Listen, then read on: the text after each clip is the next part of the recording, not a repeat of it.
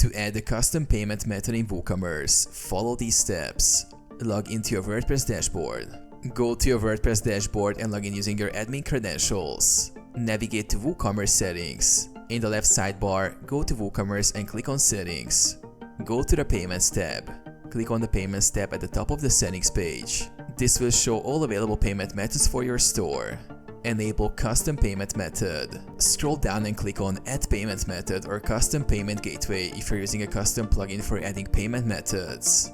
Install or create a custom payment gateway plugin. If you're building your own custom payment method, you will need to write a custom plugin using WooCommerce's API to create the payment gateway class. For example, you can use the WC Payment Gateway class to define settings, process payments, and display the payment option at checkout. Configure the payment method.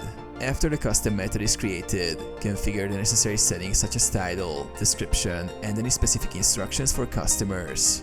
Save and test. Save the settings and test your custom payment method by placing an order on your site.